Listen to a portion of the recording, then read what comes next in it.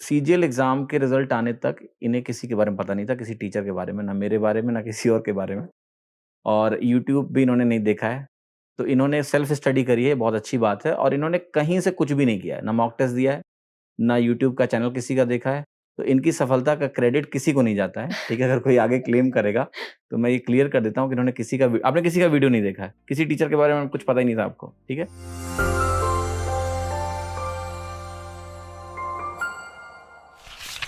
आप सभी का रैमो विद टॉपर शो में हार्दिक स्वागत है। आज के इस एपिसोड में मेरे साथ हैं मुजफ्फरनगर उत्तर प्रदेश से राधिका गोयल, जिनकी एसएससी सीजीएल 2019 में ऑल इंडिया रैंक 1170 है और इन्होंने सीजीए में अकाउंटेंट की पोस्ट ऑप्ट करी है। सीजीए में अकाउंटेंट की जो पोस्ट है ये 2800 ग्रेड पे की पोस्ट है, जबकि इनको अपनी रैंक पर 4200 ग्रेड पे की जॉब मिल रही थी। तो हम इनसे जानने की कोशिश करेंगे इस इंटरव्यू में कि आखिर उन्होंने लोअर ग्रेड पे को क्यों चुना है, इनके पास उसके वैलिड रीजंस हैं। साथ ही साथ इनकी पूरी जो तैयारी है वो ऑफलाइन मीडियम में हुई है। इन्होंने बुक्स से सारी पढ़ाई करी है, टेस्ट भी प्रैक्टिस पेपर्स के फॉर्मेट में दिए हैं, हार्ड कॉपीज के थ्रू दिए हैं, कोई मॉक टेस्ट ज्वाइन नहीं किया, कहीं कोचिंग नहीं करी। पूरी जो तैयारी है किताबों से और प्रैक्टिस पेपर से इन्होंने करी है। तो बहुत इंटरेस्टिंग है ये समझना कि कैसे इन्होंने इस मुकाम को हासिल किया। मैं एक बात और बता देता हूं कि इन्होंने यूट्यूब का यूज नहीं किया तैयारी में, ना ही इन्होंने किसी Telegram group, Telegram channel, WhatsApp group को ज्वाइन किया है। पूरी तैयारी एक अकेले बैठ के खुद से तैयारी करी है, खुद से इन्होंने स्ट्रेटजी बनाई है, कोई स्ट्रेटजी वीडियो नहीं देखा।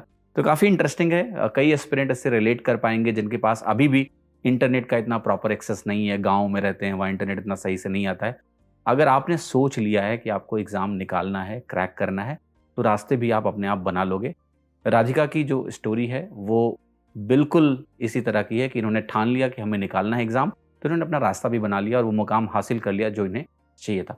तो चलिए बिना देर किए हुए राधिका से मिलते हैं और इनसे इनकी पूरी प्रिपरेशन जर्नी के बारे में जानने की कोशिश करते हैं।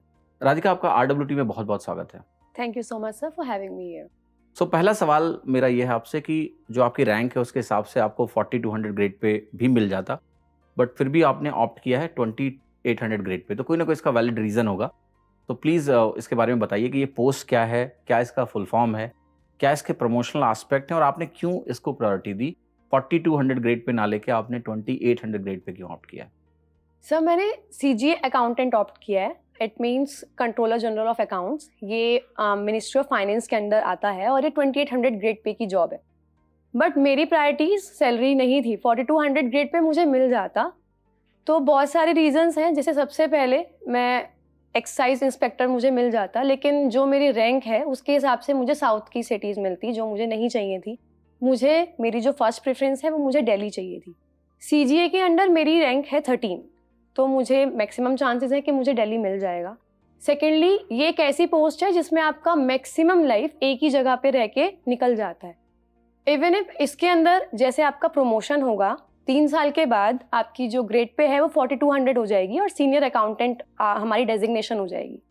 3 साल के बाद हम इसके अंदर डिपार्टमेंटल एग्जाम के लिए एलिजिबल हो जाएंगे और हमारी पोस्ट AAO हो जाएगी, असिस्टेंट अकाउंट ऑफिसर। ये AAO उस AAO से अलग है जो असिस्टेंट ऑडिट ऑफिसर होता है। यस, ये उससे अलग है। ये भी सीएजी के अंदर ही आता है, लेकिन ये उससे अलग है। वो असिस्टेंट ऑडिट ऑफिसर है और ये असिस्टेंट अकाउंट ऑफिसर। AAO बनते ही हमारी ग्रेड पे 4800 हो जाएगी और AAO बनने के बाद 4 साल बाद हम लोग एलिजिबल हो जाएंगे NFU के लिए, non functional upgradation. That means हमारी डेजिग्नेशन वही रहेगी बट हमारा ग्रेड पे 5400 हो जाएगा। तो सर ये सारे चीज़ें मैंने देखी, ध्यान में रखी, तो मुझे सबसे ज़्यादा इसके अंदर और भी चीज़ें हैं, जैसे 9 to 5 जॉब है ये, इसके अंदर वर्कलोड बहुत कम है।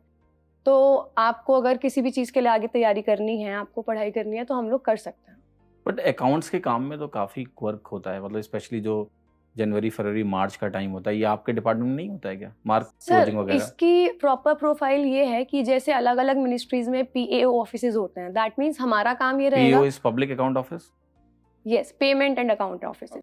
दैट मीन्स सबकी जितने भी वो लोग बिल लगाते हैं तो हमको वो मैच करके आगे फॉरवर्ड करने होते हैं, सबके सैलरीज वगैरह। तो इतना ज़्यादा वर्कलोड हमारे पास नहीं रहता है। हमारी प्रॉपर 9 to 5 की जॉब है, कोई स्ट्रेस, कोई टेंशन, कुछ नहीं है। ये पोस्ट उन लोगों के लिए सबसे बेटर है जिनको आगे अपने कुछ पढ़ाई करनी है या वो किसी और चीज़ में इन्वॉल्व होना चाहते हैं। तो मतलब आपने ये क्लियर कर दिया कि आप आगे की कुछ पढ़ाई करने वाले हो। Sir I am like thinking कि मैं यूपीएससी की प्रिपरेशन करना स्टार्ट कर दूं, क्योंकि स्टार्टिंग से ही मुझे हमेशा ये बोला गया है कि मुझे यूपीएससी के लिए जाना चाहिए। तो लेकिन स्टार्टिंग से मेरे पास रिसोर्सेज नहीं थे और मेरे पास टाइम बिल्कुल नहीं था। तो अभी मुझे लगता है कि एक चीज़ मेरे पास है तो मैं इस पे काम कर सकती हूँ। मैं अगर इसमें प्रॉपर अपना 100% दूंगी तो I can like make it. Great great. SSC CGL में जो आपके मार्क्स हैं टीयर 1, टीयर 2, टीयर 3, उसके बारे में डिटेल में बताइए। रॉय स्कोर, नॉर्मलाइज स्कोर, और अगर आपको सेक्शनल भी टीयर 1 के याद हैं तो वो भी बताइए। सर टीयर 1 में मेरे 164 मार्क्स थे and after normalization they become 176। इसके बाद टीयर 2 में इंग्लिश में मेरे 181 मार्क्स थे, नॉर्मलाइजेशन के बाद 184। मैथ्स में 195, वो मेरी मिस्टेक की वजह से रह गए थे। 2 क्वेश्चंस में आंसर जो आ रहा था वो मैंने ऑप्शन में क्लिक कर दिया था। 1 मुझे अभी तक याद है, 1 आंसर आ रहा था तो मैंने ऑप्शन 1 पे क्लिक कर दिया था, तो 2 क्वेश्चंस गलत हो गए। 195 एंड नॉर्मलाइजेशन के बाद वो 219 एंड टीयर 3 में 75 मार्क्स थे मेरे। तो ये एक चीज, लड़कियों के 195 आने के बाद भी वो कह रहे हैं कि उन्होंने एक्सप्लेन किया कि मेरा गलत क्यों हो गया 2। लड़के इसके बाद खुशियां मनाते हैं कि हमारे इतने नंबर आ गए। किसी ने आपसे पूछा कि ये 200 में 219 नंबर कैसे आ गए नॉर्मलाइजेशन में? हाँ क्योंकि ये बड़ा हल्ला होने, क्योंकि अजीब नॉर्मलाइजेशन भी है। यूजुअली नॉर्मलाइजेशन ऐसा होता है कि वो टोटल मार्क्स के नीचे ही रखते हैं उसको, लेकिन एसएससी और रेलवे इनके नॉर्मलाइजेशन में स्कोर 200 के ऊपर जा रहे हैं। तो लोग पूछते हैं कि भाई ये 200 में 219 कहाँ से आ गए? स्टार्टिंग में पूछा था, मैंने एक्सप्लेन करने की कोशिश की, उसके बाद किसी को समझ नहीं आया तो उन्होंने बोला चलो ठीक है, जॉब लग गई है। आपको समझ में आया कि नॉर्मलाइजेशन कैसे काम करता है? ये sir like a little bit मुझे थोड़ा बहुत पता है कि एक एवरेज स्कोर बिठा देते हैं, क्योंकि इससे ये रहेगा कि इनजस्टिस नहीं रहेगा। जिन बच्चों के पास इजी शिफ्ट आई है या हार्ड शिफ्ट आई है वो एक एवरेज स्कोर पे आ जाते हैं। बट अभी अच्छा है कि एक शिफ्ट में करा रहे हैं एसएससी वाले, तो उस चीज़ का बहुत ज़्यादा, क्योंकि बहुत सारे बच्चों के मार्क्स बहुत ज़्यादा रिड्यूस हुए हैं, तो उस चीज़ से उन पे फर्क नहीं पड़ेगा। एक शिफ्ट में होने से बैलेंस कहीं ना कहीं ज्यादा अच्छा है। That's good. तो ये आपके मार्क्स हो गए टीयर 2 के। टीयर 3 के मार्क्स कितने थे? 75। आपके टोटल मार्क्स कितने थे? Sir it was 655। 655 Yes. Out of 700। Yeah. ठीक है। अब मैं आपसे थोड़ी सी आपकी प्रिपरेशन जर्नी जानने के पहले थोड़ा सा आपका फैमिली बैकग्राउंड के बारे में बताइए। आपकी बेसिक स्कूलिंग कैसे हुई है और परिवार में कौन कौन है आपके? सर मेरी फैमिली में मेरे ग्रैंड पेरेंट्स हैं, दादा दादी, मेरी मदर और मेरा छोटा भाई है। जब मैं 9th में थी तो मेरे फादर पर्सनल रीजंस की वजह से वो सेपरेट हो गए थे, तो मैं अभी अपने दादा दादी और मम्मी और भाई के साथ रहती हूँ। बेसिक स्कूलिंग मुजफ्फरनगर में ही हुई है, गोल्डन पब्लिक स्कूल से मैं पढ़ी हुई हूँ। और 10th में मेरे बहुत अच्छा स्कोर था, मेरा 10 CGPA था। लेकिन क्योंकि 9th में मैंने आपको बताया, तो उसके बाद हमारी फैमिली की कंडीशंस थोड़ी फ्लक्चुएट करने लगी, लाइक फाइनेंशियली भी और वैसे भी इमोशनली भी हम लोग बहुत ज़्यादा वीक पड़ गए थे। तो उस टाइम पे कोई सोर्स ऑफ इनकम नहीं था। एक्चुअली हमारा स्कूल था, इनफैक्ट ये कहना चाहिए 1969 से हमारा सबसे पुराना स्कूल है हमारे मुजफ्फरनगर में, और वो हिंदी मीडियम स्कूल था। हालांकि उसके अंदर सारे गरीब बच्चे आते थे, फीस भी 60 रुपीज़ और 80 रुपीज़ इस तरीके से थी। तो सोर्स ऑफ इनकम प्रॉपरली नहीं था, क्योंकि उसकी मेंटेनेंस भी उतनी ज़रूरी होती है। तो उस टाइम पे हम लोग बहुत ज़्यादा आप कह सकते हैं कि स्ट्रगल कर रहे थे कि इस सिचुएशन से बाहर कैसे आएँ। उसके बाद 10th में मेरा जो CGPA है वो 10 आया, लाइक डिस्ट्रिक्ट टॉप किया था मैंने। तो उसके बाद आसपास थोड़ा बहुत पता लगा, तो जैसे गली में पता लगा तो बच्चे आने लगे कि थोड़ा बहुत पढ़ा दो। मैंने कभी खुद से नहीं सोचा था कि मैं ऐसा कुछ करूँगी, लेकिन क्योंकि मेरे पास अपॉर्चुनिटी आई थी और मुझे लगा उस टाइम पे कि मुझे वो ग्रैब करनी चाहिए, तो मैंने पढ़ाना स्टार्ट कर दिया। तो स्कूल जाती थी, स्कूल के बाद आके ट्यूशन पढ़ाती थी। ट्यूशन्स मैंने नहीं लगाए, मैंने ट्यूशन लगाए हैं 12th क्लास में। तो इस तरीके से मेरी स्कूलिंग हुई है। स्कूलिंग एंड ट्यूशन मैंने साथ साथ पढ़ाना स्टार्ट करा, तो अभी ये 12th ईयर है जब मैं पढ़ा रही हूँ। अच्छा, आप अभी टीच कर रहे हो? कौन सा सब्जेक्ट पढ़ाते हो आप? सर मैं साइंस और मैथ्स पढ़ाती हूँ। ओके, साइंस और मैथ्स, दोनों का रोल एसएससी में भी है अच्छा हाँ खासा, जी। तो उसका फायदा आपको जरूर मिला होगा।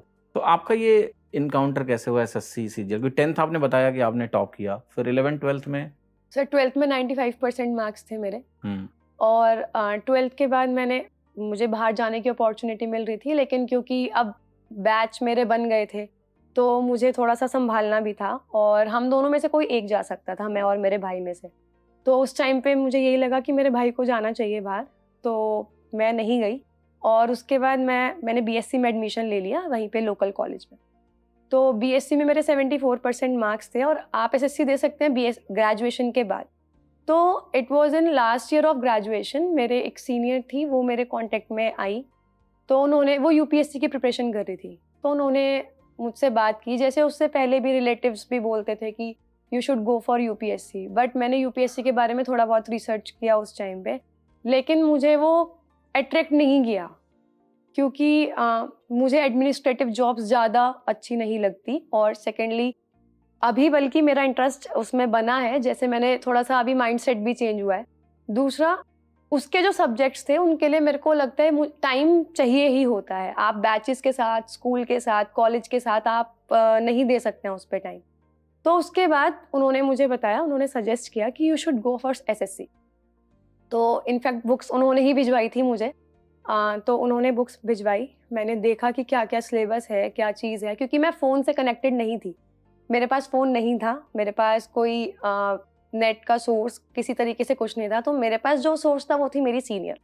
तो उन्होंने, ये कौन सा ईयर है, 2016-17? ओके, तो उस समय तो 16 फोन के सबके पास होता था, मतलब क्या कारण था फोन आपने नहीं लिया? सर जैसे मैंने आपको बताया कि मैं बहुत ज़्यादा, एक तो फाइनेंशियली भी हम लोग बहुत वीक थे, दूसरा मेरे पास टाइम नहीं था। अगर मेरे पास फ़ोन भी होता तो मुझे नहीं लगता कि मैं शायद उस पर इतना टाइम दे पाती, क्योंकि उस टाइम पे मैं कॉलेज जा रही थी, मैं बैच ले रही थी, मेरे 6 बैच थे उस टाइम पे, तो मेरे पास बिल्कुल टाइम नहीं था। एसएससी के सब्जेक्ट्स ऐसे हैं जो मेरे टिप्स पे हैं। मैथ्स साइंस मैं पढ़ा रही थी, और मैथ्स और रीजनिंग वो सब मुझे आते थे, वो मेरे स्ट्रॉन्ग पॉइंट्स थे। तो मैंने प्रिपरेशन भी ऐसे ही की है। बच्चों का बैच चल रहा है, मैं उनको नोट्स बोल रही हूँ, तो इन बिटवीन मैं रीडिंग लगा रही हूँ या मैं मैथ्स के क्वेश्चन सॉल्व कर रही हूँ। और पढ़ाने की वजह से वो मेरा एक बहुत बड़ा स्ट्रॉन्ग पॉइंट बना, क्योंकि जब मैं एसएससी के लिए अटेम्प्ट करने जा रही थी तो मैंने 2017 फर्स्ट अटेम्प्ट दिया है, लेकिन मैंने कोई प्रिपरेशन नहीं की क्योंकि मुझे बहुत लेट पता लगा था। मैंने फॉर्म फिल किया एंड मैं गई कि मैं देखती हूँ कि कैसे कैसे क्या फॉर्मेट आता है।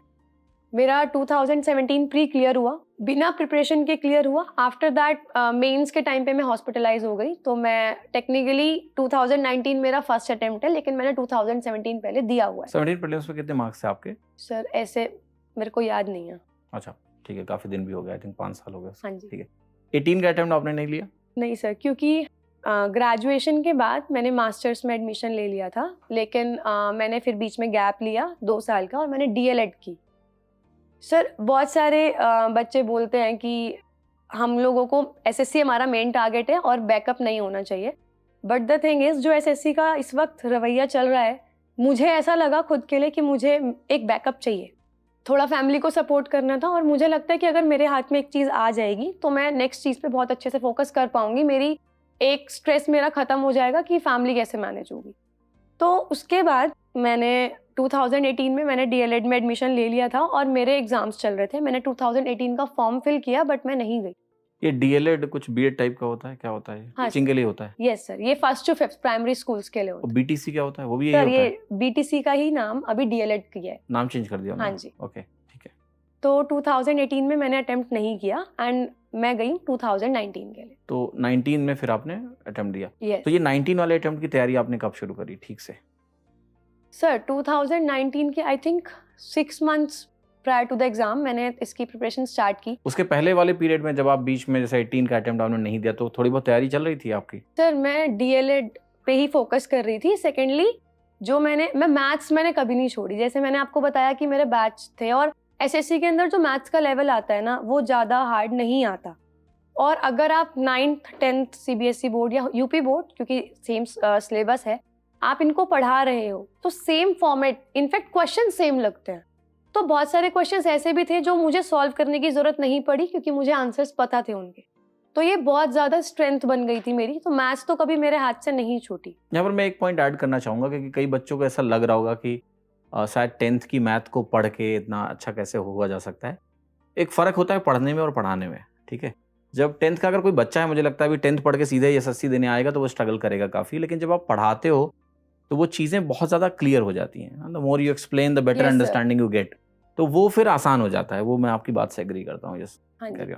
इसके अलावा सर मैथ्स के लिए जब आप क्वेश्चंस रिपीट करते हो, वैसे मुझे ऐसा लगता है कि अगर मेरे पास एक्सेस होता या मैं थोड़ा सा भी इन्वॉल्व होती इंटरनेट से या यूट्यूब से पढ़ने में, तो शायद मेरे को इतना ज़्यादा टाइम नहीं लगता। क्योंकि अभी क्या हुआ है कि जब मैं मैथ्स के क्वेश्चंस रिपीट कर रही थी, तो जो मैथ्स में ट्रिक्स यूज़ करते हैं वो मैं अपने आप समझती गई कि अच्छा इस क्वेश्चन को इस तरीके से कर सकते हैं शॉर्ट में। लेकिन अभी क्या है, मैं जैसे यूट्यूब पे देखती हूँ तो बहुत सारे रिसोर्सेज हमारे पास हैं जो आपको डायरेक्टली ट्रिक बता देते हैं। इसके अलावा मैं कभी भी वैरायटी ऑफ क्वेश्चंस पे नहीं गई, मैंने हमेशा क्वेश्चंस रिपीट किए। सेम क्वेश्चन को बार बार लगाना। हाँ जी। ठीक है, तो वो आते हैं अभी एक एक करके बात कर लेते हैं फिर हम लोग सब्जेक्ट पे। देखिए इन्होंने कुछ इंटरेस्टिंग बात बताई मुझे, इंटरव्यू के पहले हम लोग बैठ के बात कर रहे थे कि सीजीएल एग्ज़ाम के रिजल्ट आने तक इन्हें किसी के बारे में पता नहीं था, किसी टीचर के बारे में, ना मेरे बारे में, ना किसी और के बारे में, और यूट्यूब भी इन्होंने नहीं देखा है। तो इन्होंने सेल्फ स्टडी करी है, बहुत अच्छी बात है, और इन्होंने कहीं से कुछ भी नहीं किया है, ना मॉक टेस्ट दिया है, ना यूट्यूब का चैनल किसी का देखा है। तो इनकी सफलता का क्रेडिट किसी को नहीं जाता है, ठीक है। अगर कोई आगे क्लेम करेगा तो मैं ये क्लियर कर देता हूँ कि इन्होंने आपने किसी का वीडियो नहीं देखा है, किसी टीचर के बारे में कुछ पता ही नहीं था आपको, ठीक है। वेरी गुड, बहुत अच्छा बात है, क्योंकि बहुत सारे बच्चे ऐसे होंगे जो शायद नहीं जानते होंगे हम लोगों के बारे में, बट तब भी आप एग्जाम निकाल सकते हो, कोई दिक्कत नहीं है, ठीक है। सो मैथ्स में जो आपने तैयारी करी, जाहिर सी बात है बुक्स तो आपने ली ही होंगी, जो भी एसएससी की तैयारी के लिए किताबें चाहिए। किन किन बुक्स का यूज़ किया आपने? सर जैसे मैंने आपको बताया कि मेरी सीनियर ने ही बुक्स भिजवाई थी, उन्होंने राकेश यादव सर की बुक भिजवाई थी, और उसके अंदर 7300 प्लस क्वेश्चंस थे। तो इतने सारे क्वेश्चंस अटेम्प्ट करने तो वो पॉसिबल नहीं थे, तो मैंने शॉर्ट लिस्ट किए। मैंने सबसे पहले ईयर वाले क्वेश्चंस रिपीट किए जो प्रीवियस ईयर्स में आ चुके हैं। सेकेंडली जो मुझे डिफरेंट लगता था मैं वो करती थी, और उसके बाद मैंने टाइम टेबल इस तरीके से बनाया था कि मैं वो क्वेश्चंस रिपीट करूं। तो मैंने कम से कम भी कई बार वो क्वेश्चंस रिपीट किए। इसके अलावा मैं कुछ दिन के लिए वहीं पर मुजफ्फरनगर में एक भैया थे जो मैथ्स के लिए कोचिंग दे रहे थे, तो मैं सिर्फ कुछ दिन के लिए मैं उनके पास गई थी और उन्होंने मेरी थोड़ी बहुत हेल्प की थी। तो वो चीज़ मेरे लिए बहुत काम आई, क्योंकि वो जो ट्रिक्स का ये होता है कि जब हमें कोई बता दे कि ऐसे ऐसे ट्रिक्स होती हैं तो आपको समझने में, उसको ग्रैब करने में टाइम लगता है। हम सबसे पहले रटते हैं, लेकिन जब हम क्वेश्चंस रिपीट करने स्टार्ट करते हैं तो हमको वो ट्रिक समझ में आने लगती है कि ये ट्रिक हमने ऐसे लगाई क्यों, या ये ट्रिक लगी क्यों। तो इस चीज़ का बहुत ज़्यादा फ़र्क पड़ा। तो इस तरीके से मैंने अपनी प्रिपरेशन की है। तो मैथ्स में मैंने राकेश यादव सर की बुक के क्वेश्चंस कई बार रिपीट किए, तो मैथ्स की प्रिपरेशन मेरी कुछ ऐसी रही। कितनी बार आपने रिपीट किया होंगे?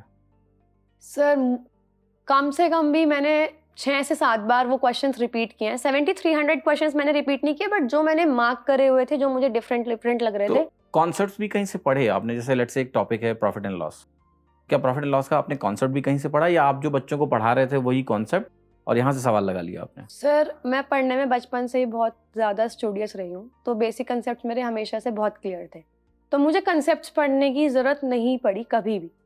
तो इसलिए मैं सीधा क्वेश्चन ही अटेम्प्ट करती थी। इनफैक्ट मेरी जो तैयारी का प्रोसीजर भी है वो भी बहुत ज़्यादा वियर्ड है, क्योंकि मैंने चैप्टर से रीडिंग नहीं की, मैं हमेशा प्रैक्टिस सेट या क्वेश्चंस डायरेक्टली सॉल्व किए हैं। तो इस तरीके से, क्योंकि आपके फंडामेंटल्स एक तरह हाँ से जी। क्लियर थे, ठीक है, अच्छा, अच्छी बात है। अब मैं आता हूँ, बात करूँगा आपसे इंग्लिश की, राइट। इंग्लिश की तैयारी आपने कैसे करी? क्या इंग्लिश, क्योंकि इंग्लिश तो आप नहीं पढ़ा रहे थे, ठीक हाँ है, जी। तो इंग्लिश में कोई चैलेंज आपको लगा, या फिर आपकी पढ़ाई इंग्लिश मीडियम में है, हाँ जी। राइट, उसका कोई एडवांटेज रहा? थोड़ा सा बताएं इसके बारे में। सर स्कूल में स्पीच और डिबेट वगैरह में मैं हमेशा आगे रही हूँ, तो इंग्लिश मेरी काफ़ी सही रही है स्टार्टिंग से ही। बट हाँ, इंग्लिश जब पढ़नी स्टार्ट की तो स्पीकिंग इंग्लिश और जो ग्रामेटिकल इंग्लिश होती है उसमें डिफरेंसेस होते हैं। तो मैंने क्या किया, जब मैं चैप्टर की रीडिंग लगा रही थी तो उसके बाद मुझे कुछ समझ में आया, क्योंकि बहुत सारे रूल्स ऐसे होते हैं जो कभी यूज़ ही नहीं होते। अभी मेरे पास टाइम भी नहीं था, क्योंकि मैं बैच के साथ साथ ही मुझे करना होता था, उसके अलावा मेरे पास टाइम नहीं बचता था। तो मैंने चैप्टर के बाद जो क्वेश्चंस होते हैं मैंने वो अटेम्प्ट करने स्टार्ट किए। जो मेरी मिस्टेक्स थी वो मैंने मार्क करी, उसके बाद उनके रीज़न थोरोली पढ़े कि इसके अंदर क्या मिस्टेक रही, क्योंकि वो क्वेश्चंस काफ़ी बार रिपीट हुए थे। तो मुझको ये पता लग गया कि एसएससी में थोड़े से जो पैटर्न होते हैं वो रिपीट होते हैं। तो मुझे ये पता लग गया कि ये रूल्स काफ़ी रिपीट होते हैं, तो मैंने अपने उन रूल्स को बहुत स्ट्रॉन्ग किया। इसके अलावा इंग्लिश में एज सच मुझे कोई प्रॉब्लम नहीं हुई, क्योंकि वोकैबुलरी अब मैंने तैयारी की थी प्लिंथ टू पैरामाउंट से, वो भी मेरी सीनियर ने ही भिजवाई थी, तो वोकैबुलरी मैंने उनकी की। लेकिन जब मैं प्रैक्टिस सेट कर रही थी तो उसके अंदर बहुत सारे क्वेश्चंस ऐसे आते हैं जो हमसे नहीं होते, तो मैंने क्या करना स्टार्ट किया, क्वेश्चन का एक करेक्ट आंसर होता है, अगर आपको नहीं पता तो वो आपकी वोकैबुलरी में ऐड हो गया, लेकिन अगर आपको पता है तो मैंने वो बचे हुए 3 ऑप्शंस भी देखने स्टार्ट किए, तो इस तरीके से मेरी वोकैबुलरी काफ़ी एक्सपेंड हो गई। तो वोकैबुलरी मेन थी, क्योंकि वोकैबुलरी से ही एंटोनियम, सिनोनियम ये सारे बनते वो हैं। जो वर्ड्स थे आपने बोला 3 ऑप्शंस, और उनकी मीनिंग्स आप कहाँ से देखते थे? सर उनके मीनिंग्स बुक थी, प्रैक्टिस सेट तो वो सॉल्व बुक्स थी, उनके पास रहते थे। और उस टाइम तक मेरा भाई बीटेक कर रहा था, तो उसको हमने सबसे पहले स्मार्टफोन दिलवाया, तो वहाँ से। अदरवाइज उनका इतना ज़्यादा इशू नहीं बना, क्योंकि प्रैक्टिस सेट में सारे सॉल्यूशन होते ही थे। उसमें सारे ऑप्शन की मीनिंग लिखी हाँ रहती जी। थी।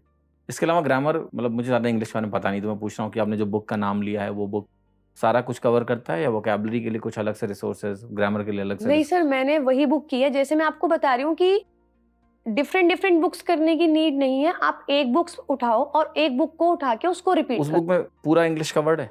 हाँ जी। ठीक है। प्रीवियस ईयर क्वेश्चंस भी आपने अलग से किए? सर जैसे जब मेरे को ये लगा कि मेरे सारे basic chapters, basic concepts complete एक बार मैंने कर लिए, तो मैं बुक लेकर आती थी प्रैक्टिस सेट। प्रैक्टिस सेट की बुक में प्रीवियस ईयर के क्वेश्चंस भी होते थे और प्रैक्टिस सेट भी होते थे। तो मैंने वो प्रैक्टिस सेट लगाने शुरू किए और मैं उनको भी रिपीट करती थी। तो इस तरीके से मेरे क्वेश्चंस जो है, मतलब मेरी स्पीड बढ़ गई।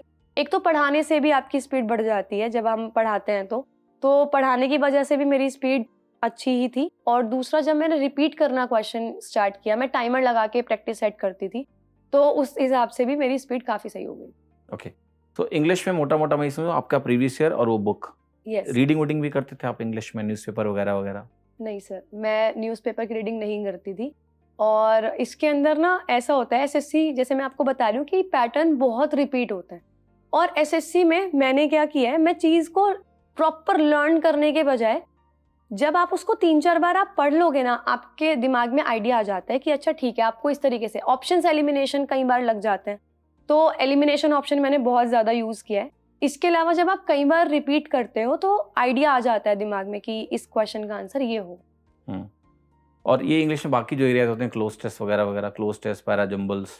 सर इसके लिए मैं जैसे क्वेश्चन मैंने क्या करना स्टार्ट किया, मैं पढ़ती थी। अगर वो समझ में आ जाता है तो आपको समझ में आ जाएगा कि इस सेंटेंस के बाद ये सेंटेंस है। अगर मुझे समझ नहीं आए तो स्टार्टिंग में मेरी इसमें बहुत मिस्टेक्स होती थी। जब मेरी स्पीड, जैसे मैं आपको बता रही हूँ, सही थी, तो मैंने क्या करा, जब मेरे क्वेश्चंस रह जाते थे मैंने उनके ऑप्शंस पढ़ने स्टार्ट करे। तो जो पैराजम्बल सेंटेंसेस होते हैं, मैं ऑप्शंस पढ़ती थी कि इस सेंटेंस के बाद ये सेंटेंस जुड़ पा रहा है या नहीं जुड़ पा रहा, तो उस हिसाब से भी मुझे पता लग जाता था कि इसका आंसर करेक्ट कौन सा है। ओके, ठीक है। Then coming to the third subject, reasoning. Reasoning में तो बहुत इजी सिलेबस है। और दूसरा, रीजनिंग जब मैंने करनी स्टार्ट की तो उसमें मुझे एज सच कोई प्रॉब्लम नहीं आई, क्योंकि जो कैलेंडर वाले क्वेश्चंस होते थे अब एसएससी नहीं देता। इनफैक्ट जब मैं आपको बता रही हूँ कि मैं भैया के पास गई थी, तो मैं थोड़ी सी कैलेंडर वगैरह के क्वेश्चंस मैं उनसे पूछ के आई थी, क्योंकि वो मुझे नहीं आते थे। उनकी ट्रिक भी ऐसी नहीं है कि आप डिड्यूस कर सकते हो, तो वो मुझे उनकी हेल्प चाहिए थी, तो मैं भैया के पास गई थी और उन्होंने मुझे इसकी बताई। लेकिन उसके बाद एसएससी ने थोड़ा सिलेबस चेंज कर दिया और अब तो कोडिंग, ये मुझे लगता है रीजनिंग का जो सब्जेक्ट है ना, ये कॉमन सेंस का सब्जेक्ट है। तो जब आप रीजनिंग के क्वेश्चंस कर रहे हो, कोडिंग है या डी कोडिंग है, मतलब उसके अंदर आपको पता रहता है, आप कंपेयर करते हो। तो दो चीजें थी, या तो आप क्वेश्चन पढ़ के आपको आंसर समझ में आ जाएगा, नहीं अगर आया तो जैसे मैं आपको बता रही हूँ, मेरी डायरेक्ट अप्रोच रहती थी आंसर्स पे। मैं आंसर पढ़ के क्वेश्चन बनाने की कोशिश करती थी। तो उस हिसाब से रीजनिंग में मुझे ऐसा सच प्रॉब्लम नहीं रही है। रीजनिंग के लिए भी मैं राकेश यादव सर की बुक लेकर आई थी और मैंने उसके क्वेश्चंस करने स्टार्ट किए। जीएस की तैयारी आपने कैसे करी? यूजुअली साइंस बैकग्राउंड के लोगों को जीएस पसंद नहीं है। सो जीएस की तैयारी में एक इनिशियल चैलेंज होता है, एक हर्डल होता है, और आपके जीएस में मार्क्स कितने आए थे? 33.5, राइट? Yes, तो sir. वो मार्क्स मैं जीएस के हिसाब से बहुत अच्छा मानता हूँ। सो आप अपनी जीएस की तैयारी से कितना सेटिस्फाइड थे और क्या रिसोर्सेज आपने यूज किए तैयारी में? सर जीएस मेरा कभी इंटरेस्ट रहा ही नहीं है। तो जीएस मुझे स्टार्टिंग से जब पढ़ना स्टार्ट किया तो मैंने हमेशा प्रायोरिटी देखकर पढ़ना स्टार्ट किया। मैं वेटेज देखती थी, तो सबसे पहले हिस्ट्री के बाद पॉलिटी, इस तरीके से मैंने वेटेज बना लिया था, क्योंकि साइंस में मुझे कभी एज सच प्रॉब्लम नहीं हुई। तो मैंने क्या किया, जैसे मैंने आपको बताया था कि मैं प्रैक्टिस सेट से पढ़ती हूँ, तो प्रैक्टिस सेट में लेकर आई। फॉर एग्जाम्पल मैंने 50 क्वेश्चंस का टारगेट बना लिया। तो 50 क्वेश्चंस के स्टार्टिंग में ऐसा हुआ कि मुझे नहीं आते थे, तो मैंने आंसर देख के टिक लगाए और उसके बारे में फिर थोरोली पढ़ना स्टार्ट किया। क्योंकि जब आप प्रैक्टिस सेट करते हो आपको ये पता लग जाता है कि आपके मेन टॉपिक्स कौन से हैं। तो इस तरीके से जो ऊपर ऊपर से पढ़ाई की, मैंने 2019 में अपना 100% दे के पढ़ाई नहीं की। मेरा स्कोर 33.5 आ गया, लेकिन मैंने अपना 100% दिया ही नहीं था। इनफैक्ट मैंने जो जीएस की प्रिपरेशन है वो 19 के बाद, प्रिपरेशन भी नहीं, जब मैं 19 के लिए प्रिपेयर कर रही थी तो जैसे जैसे मैं पढ़ती गई एक स्टोरी बनती गई, इसके बाद ये हुआ, इसके बाद ये हुआ, तो चीज़ें कनेक्ट हो गई और फिर मेरा इंटरेस्ट डेवलप होने लगा। तो इस तरीके से मैंने सबसे पहले वेटेज देखकर और एमसीक्यूज के थ्रू मैंने पढ़ाई की। इसके अलावा जब मुझे थोरो रीडिंग करनी थी तो लूसेंट और किरण, मैं 2 बुक्स लेकर आई थी और फिर मैंने उसमें से मेन टॉपिक्स स्टार्ट किए रीडिंग। मतलब जहां आपको लगा आपकी वीकनेस है वो आपने लूसेंट से कवर कर ली। यस, क्योंकि जब आप एमसीक्यू करते हो तो आपको ये पता लग जाता है कि इस टॉपिक में से इतने सारे क्वेश्चंस आ रहे हैं, तो आप अपना वो टॉपिक कवर कर सकते हो, वो टॉपिक सबसे पहले आप अपना स्ट्रॉन्ग कर सकते तो जीएस में बाकी और कोई बुक्स आपने यूज नहीं करी है, सिर्फ लूसेंट और किरण हो। Yes sir. और प्रीवियस ईयर क्वेश्चंस आपने सॉल्व किए मिक्स में। साइंस जैसे आपने बोला कि आपको साइंस में दिक्कत नहीं थी, तो क्या 12th में आपका बायो था या फिर क्या रीजन है साइंस के अच्छे होने का? सर मैं पढ़ाती हूँ, साइंस मेरा मेन सब्जेक्ट है जो मैं बच्चों को पढ़ाती हूँ, तो इस वजह से। और 12th क्लास की बायो आती ही नहीं है सीजीएल में, 10th क्लास तक की बायो आती है। तो अगर 10th क्लास तक साइंस सबके पास होती है, बट क्योंकि कॉन्टेक्ट छूट जाता है तो इसलिए वो टफ लगने लगती है। लेकिन क्योंकि मेरा कॉन्टेक्ट कभी छूटा ही नहीं, मेरे को 12 साल हो गए हैं तो मैं पढ़ा रही हूँ कंटिन्यूसली, तो वो मेरा एक बहुत स्ट्रॉन्ग पॉइंट है। पढ़ाने की वजह से मेरे बेसिक कंसेप्ट बहुत ज़्यादा क्लियर हुए हैं, और पढ़ाने की वजह से एक चीज़ और हुई है, मेरी स्पीड, एक्यूरेसी, ये सारे स्ट्रॉन्ग पॉइंट्स जो मेरे पास हैं वो सिर्फ पढ़ाने की वजह से ही हैं। ओके, तो जीएस की तैयारी को आप 2019 के अटेम्प्ट में, बिफोर गिविंग अटेम्प्ट, एग्जाम देने के पहले कितना रेट करोगे आउट ऑफ 10? अपनी प्रिपरेशन को जी सर 6, 5 और 6। 5 और 6, मतलब आप 50 या 60% प्रिपेयर्ड थे इस एग्जाम के लिए। Yes sir. पर 33.5 मार्क्स बहुत अच्छे हैं। आपका जो पेपर था जीएस का, कि कई बार मैंने टॉपर्स को ऐसा सुना है कहते हुए कि पेपर उनके फेवरेबल आ गया, उनकी तैयारी बहुत अच्छी नहीं थी पर जो पेपर आया वो फेवरेबल था, तो उन्होंने 30+ या 40+ स्कोर कर लिया। आपका पेपर जीएस का कैसा था? सर मेरे साथ एग्जैक्टली यही हुआ है, क्योंकि जैसे मैंने आपको बताया जो टॉपिक्स मैंने पढ़े उसमें से ही क्वेश्चन आ गए। तो वो वही चीज़ है कि आप प्रायोरिटी वाइज पढ़ो, आप वेटेज के हिसाब से पढ़ो, क्योंकि एसएससी इस चीज़ पे बहुत कम फंबल करता है। एसएससी के फिक्स पैटर्न्स हैं, वो जिस टॉपिक का वेटेज देता है उसमें से मैक्सिमम क्वेश्चंस आते हैं। तो सबसे पहले प्रायोरिटी वाइज पढ़ने से आपके वो पॉइंट्स स्ट्रांग हो जाएंगे। अगर हम पढ़ाई कर रहे हैं, हम 2 घंटे पढ़ रहे हैं बट उसमें से क्वेश्चंस नहीं आएंगे, तो उसके बजाय अगर आप आधा घंटा पढ़ रहे हो पर आप ऐसा टॉपिक पढ़ रहे हो जिसमें से मैक्सिमम क्वेश्चंस आपको मिलेंगे, तो वो आपके लिए स्कोर अच्छा बिठा देते हैं। राइट। अब मैं आता हूँ आपसे, जो क्वेश्चन है मेरा बहुत इंपॉर्टेंट है, वो जैसे टीयर 1 के पहले, क्योंकि 1 घंटे का टाइम है, इतने सारे क्वेश्चंस करने होते हैं एग्जाम में। मॉक टेस्ट आपने कितने दिए थे टीयर 1 के? सर मैंने कभी मॉक टेस्ट अटेम्प्ट नहीं करे हैं। ये आपको पता ही नहीं था कि मॉक टेस्ट नाम की कोई चीज़ नहीं होती सर, है? मुझे नहीं पता था। 19th सेंचुरी का साउंड करेगा बट नहीं, मुझे नहीं पता था। मैं प्रैक्टिस सेट लेकर आती थी और मैं टाइमर के हिसाब से फ़ोन में टाइम लगा के मैं उस हिसाब से करती थी। और कंप्यूटर, एक्चुअली मेरे फादर का कंप्यूटर इंस्टीट्यूट था, तो जब मैं 5th-6th क्लास में थी तो मुझे प्रॉपर कंप्यूटर के बारे में काफ़ी नॉलेज थी। तो मुझे कभी ऐसा ये नहीं लगा कि नहीं मैं अभी ऑफलाइन पढ़ रही हूँ और मुझे पेपर देने जाना है ऑनलाइन। तो ऐसा कह सकते हैं कि शायद स्टार्टिंग से ही मेरी प्रिपरेशन इस चीज़ के लिए हो रही थी, जो मेरी आगे की जर्नी रही है। तो मैं स्टार्टिंग से कंप्यूटर्स में जैसे मेरा काफ़ी इंटरेस्ट था, और इस चीज़ में इतना कुछ, अगर आपको नॉलेज नहीं भी है तो आपको इतना ज़्यादा ऑकवर्ड लगेगा नहीं, बस आपकी स्पीड थोड़ी सी मैटर करती है। और 60 मिनट्स का जैसे क्वेश्चन होता था तो मैं कोशिश करती थी 50 मिनट्स में मैं कर लूँ। मतलब आपने ऑफलाइन प्रैक्टिस कर रखी थी और कंप्यूटर चलाना आपको आता था, तो एग्जाम में कोई ऐसा इशू Yes, आपको मेजर नहीं हुआ? टाइमिंग्स लगा के मैं प्रैक्टिस करती थी। इससे ये हुआ कि मेरे टाइमिंग्स का जो उधर, जब आप ऑनलाइन एग्जाम मैं देने गई तो मुझे इतना अजीब नहीं लगा, क्योंकि वहाँ पे टाइमिंग लिखा भी आता है, तो वो बिल्कुल वैसा था जैसे टाइमर मेरे फ़ोन में लगा हुआ है। बट फिर भी थोड़ा बहुत स्विच का इशू आता है, बिकॉज जैसे आप जब ऑफलाइन पेपर दे रहे हो तो आप वहीं पेपर के ऊपर रफ कर ले रहे हो, क्वेश्चन के ऊपर आप लिख पा रहे हो। वहाँ पेपर जब ऑनलाइन हो रहा है तो आप पेपर पे, कंप्यूटर के ऊपर कुछ भी नहीं लिख सकते हो। तो ये एक थोड़ा सा एडजस्टमेंट इशू नहीं होता है अगर आपने कोई भी सर, ऑनलाइन टेस्ट नहीं दे रखा है? ये एक ऐसी चीज़ थी जिसपे मैंने स्टार्टिंग से वर्क किया है। अगर मैं प्रैक्टिस सेट करती थी तो मैंने ये मेक श्योर किया कि मैं कभी बुक पे कुछ ना लिखूं। मैं एक पेपर लेती थी, A4 शीट, और मैं उस पे करती थी स्टार्टिंग से, क्योंकि जब हमारे पास बुक होती है तो फिगर हमारे पास वहीं पे होती है, लेकिन अगर आप ऑनलाइन एग्जाम दे रहे हो आप वो फिगर ड्रॉ करोगे। तो वो चीज़ मैंने उस हिसाब से ही मैंने प्रिपरेशन की। इसके अलावा जब मैं टेस्ट दे भी रही थी, तो मैंने ये चीज़ देखी, जैसे मैं आपको बता रही हूँ कि मैंने रिपीट करना स्टार्ट किया, तो मैं ये भी थोड़ा सा देखती थी कि मेरे जो क्वेश्चंस, जैसे मुझे क्वेश्चन आ गए वो मैंने कर दिया। एसएससी के जो टियर 1 का अटेम्प्ट होता है, मैथ्स और रीजनिंग के क्वेश्चन ऐसे होंगे जो शायद सबको आते होंगे। डिफरेंस आता है आप कितने अटेम्प्ट कर पा रहे हो। तो मैंने एक चीज़ समझी कि अगर आपको क्वेश्चन आता भी है लेकिन आपको लग रहा है कैलकुलेशन लेंदी है, उसको छोड़ दो, क्योंकि उस क्वेश्चन को करने की वजह से आप 2 से 3 क्वेश्चन छोड़ दो कि जो बहुत शॉर्ट थे। तो ये चीज़ मेरे दिमाग में स्टार्टिंग से थी कि मुझे ये क्वेश्चन अगर लेंदी है तो मुझे नहीं करना है, मुझे आगे के क्वेश्चंस करने हैं। तो इस वजह से मैं काफ़ी ज़्यादा क्वेश्चंस अटेम्प्ट कर पाई। और आपका पेपर अटेम्प्ट करने का ऑर्डर क्या था?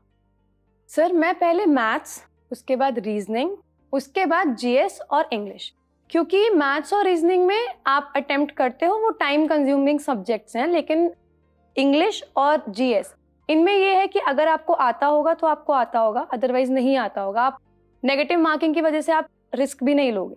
तो इस तरीके से मैं ये कोशिश करती थी कि मैथ्स मेरी 15 मिनट्स में कंप्लीट हो जाए, रीजनिंग में मैं 10 मिनट्स मान के चलती थी, और जीएस और इंग्लिश को मिला के मैं 10 to 15 मिनट्स देती थी कि इतने टाइम में मेरा एग्जाम जो है वो हो जाना चाहिए, ताकि जो बचा हुआ टाइम है वो मैं रिव्यू कर सकूं वापस आके मैथ्स और इंग्लिश में, हाँ, मैथ्स और रीजनिंग में। यस। यूजुअली लोग क्या करते हैं, मैथ्स और रीजनिंग को बाद में रखते हैं, क्योंकि उनका ये कहना है कि अगर इस सेक्शन में क्वेश्चन, क्योंकि कई बार लेंदी आते हैं और थोड़ा सा पेस स्लो रहता है, तो इससे उनका कॉन्फिडेंस गिर सकता है, तो वो पहले जीएस और इंग्लिश निपटा के फिर इन दोनों सेक्शन में मूव करते हैं। आपकी स्ट्रैटेजी बिल्कुल बिल्कुल अलग थी, और ये मैं एस्पिरेंट्स को बताना भी चाहता हूँ कि देखिए, कोई भी ऑर्डर, लोग पूछते हैं कौन सा ऑर्डर चूज करना चाहिए, सबका अपना अपना ऑर्डर होता है। यहाँ देखो बिल्कुल एक डिफरेंट ऑर्डर आपको दिखाई दे रहा है कि मैथ्स पहले, फिर रीजनिंग, फिर English and GA, then second round में आके मैथ्स के बाकी सवाल। ठीक है। स्किपिंग का क्राइटेरिया आपका क्या था कि क्वेश्चन को स्किप करना बहुत इंपॉर्टेंट होता है, वरना अटेम्प्ट्स नहीं हो पाते हैं पूरे। कई लोगों की शिकायत यह है कि वो 100 क्वेश्चन ही नहीं देख पाते हैं, टाइम होता नहीं है। तो आपकी स्किपिंग का क्या फॉर्मूला था कि कैसे क्वेश्चन को स्किप करना है? सर स्किपिंग क्राइटेरिया मेरा बहुत सिंपल था। एसएससी में क्वेश्चंस ऐसे आएंगे, मैथ्स और रीजनिंग में स्पेशली, कि मैक्सिमम एस्पिरेंट्स को आते होंगे। तो इसके अंदर कुछ क्वेश्चंस ऐसे होंगे जिनकी कैलकुलेशन बहुत लेंदी होगी। अगर आपने वो क्वेश्चंस अटेम्प्ट करने पे टाइम वेस्ट किया तो आपके 2 से 3 क्वेश्चंस वो छूट जाएंगे, आप नहीं देख पाओगे, जो मैक्सिमम एस्पिरेंट्स की शिकायत रहती है। तो जिन क्वेश्चंस की कैलकुलेशन बहुत ज़्यादा लेंदी रहती है मैं उनको स्किप कर देती थी, क्योंकि वो क्वेश्चंस मेरे रिव्यू के टाइम के लिए मैं उनको छोड़ देती थी कि जब रिव्यू के लिए मेरे पास टाइम बचेगा मैं उन क्वेश्चंस को तब देखती थी। ओके। तो कितने ऐसे क्वेश्चन थे जो आपने, अगर याद हो कि प्रीलिम्स में आपने मार्क फॉर रिव्यू कर रखा हो, स्किप कर रखा हो? सर 3 to 4 क्वेश्चंस ऐसे थे जिनके लिए मैंने मार्क फॉर रिव्यू कर रखा था। ओवरऑल चारों में मिला के? Yes. या एक इंडिविजुअल सब्जेक्ट वाइज बता सकते हो? सर जीएस और इंग्लिश मैं कभी भी मैंने गेस नहीं लगाए, मुझे आते थे, क्योंकि मैं रिस्क लेना ही नहीं चाहती थी। ये क्वेश्चंस ऐसे हैं जो स्कोरिंग सब्जेक्ट्स हैं, अगर आपको आता है you should go for it, लेकिन अगर आपको नहीं आता, अगर 75% और 25% का भी आपको लगता है कि 75% मुझे लगता है ये ठीक है, तो मैं सेफ प्ले करना चाहती थी, तो मैंने वो क्वेश्चंस पे मैंने नहीं टिक लगाया। मैं सिर्फ रीजनिंग और मैथ्स के लिए मैं मार्क फॉर रिव्यू करती थी।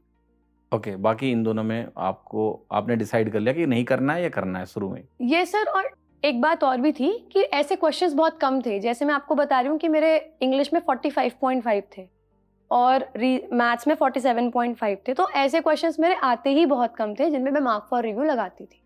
ओके, मतलब मोस्टली आपका एक राउंड में, पहले राउंड में हो जाते थे क्वेश्चंस, राइट?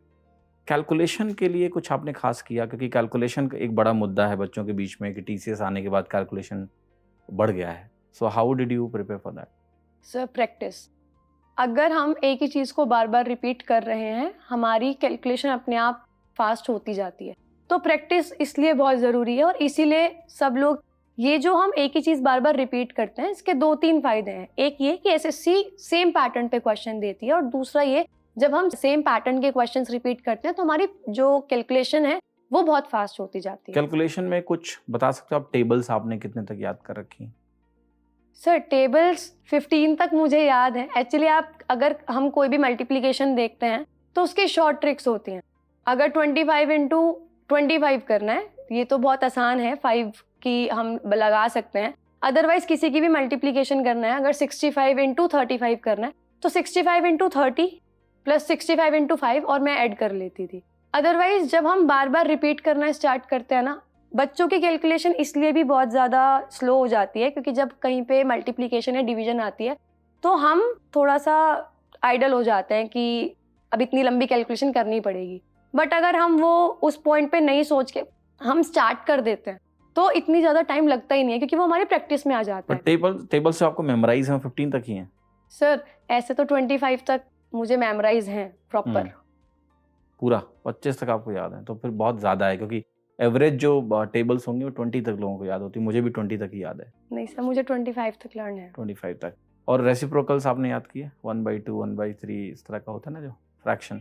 सर इसकी नीड नहीं पड़ती थी। मैं ऑप्शन, जैसे मैंने आपको बताया, मैं ऑप्शन से जाती थी, तो जब ऑप्शन से जाती थी तो इस चीज़ की इतनी ज़्यादा मुझे नीड लगी नहीं है सच रेसिप्रोकल्स लर्न करने की।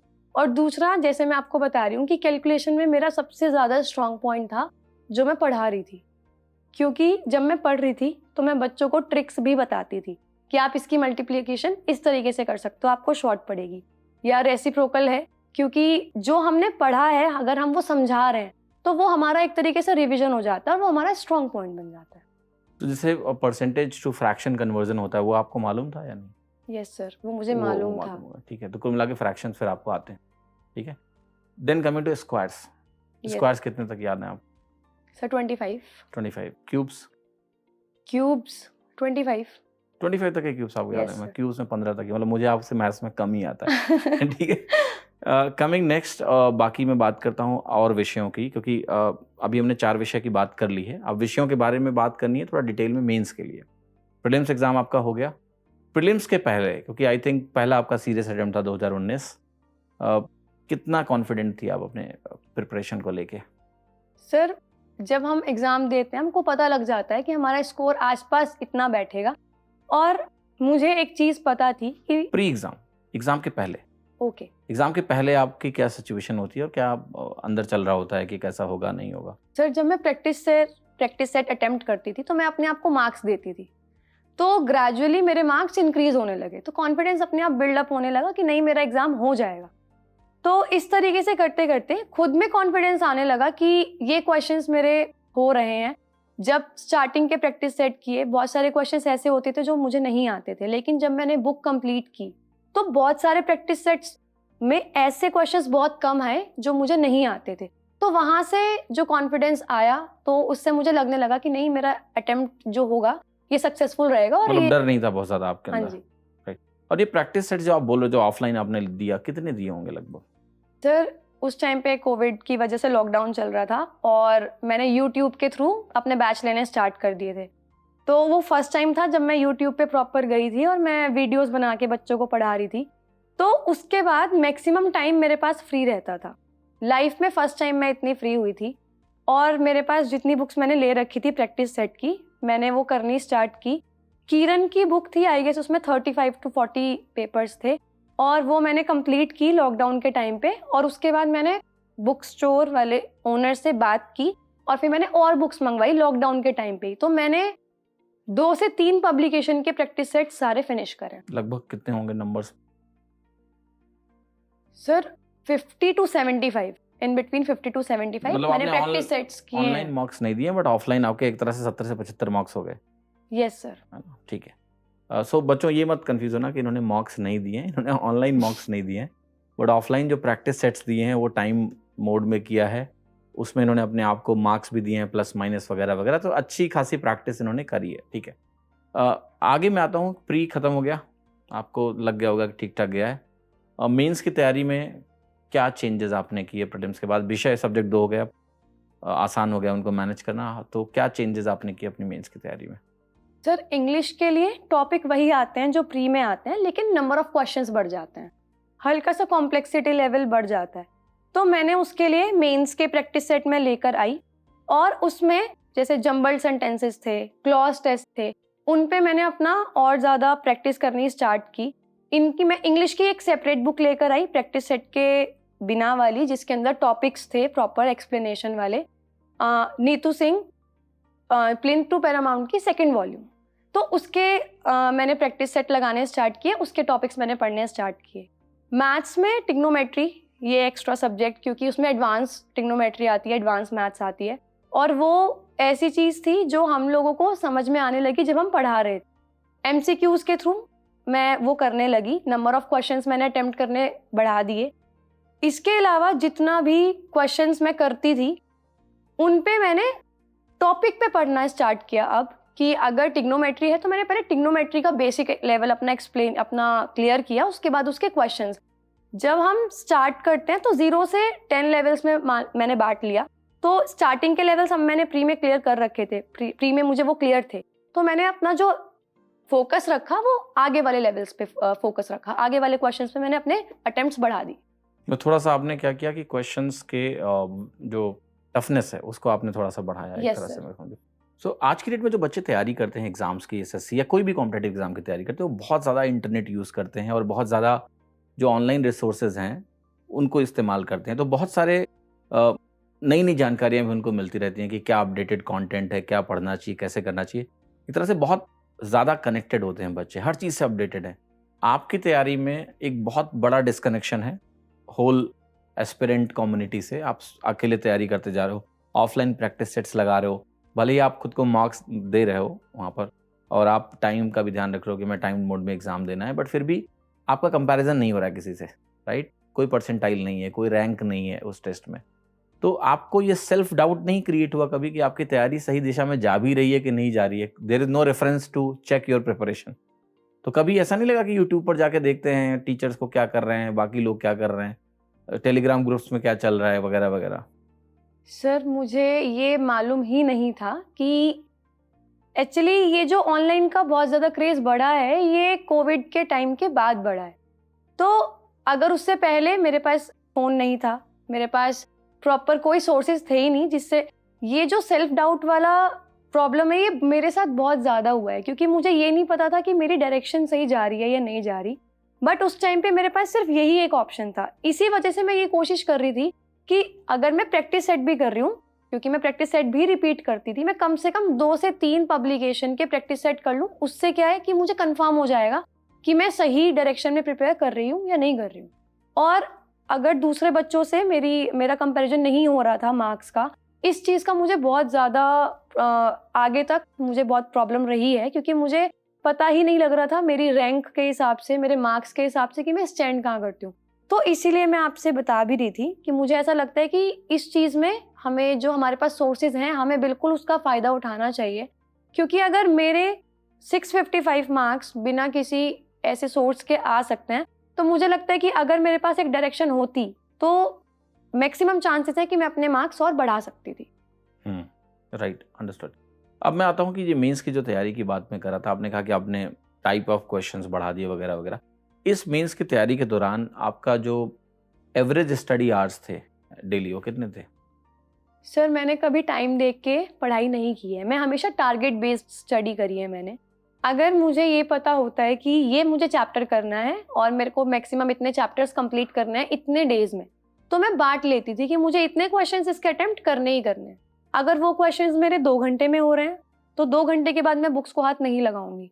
अगर वो क्वेश्चंस मेरे 4 घंटे में हो रहे हैं तो मैं 4 घंटे तक पढ़ूंगी। तो मैंने कभी आवर्स देख के पढ़ाई की ही नहीं है, मैंने हमेशा टारगेट बेस्ड। फिर भी रफ आइडिया कुछ तो होगा कि 2 घंटे, 3 घंटे, 4 घंटे, 5 सर घंटे 5 to 6 आवर्स मैंने प्रैक्टिस की मेंस की तैयारी के लिए। जी। प्रीलिम्स के दौरान कितना था आपका स्टडी आवर्स?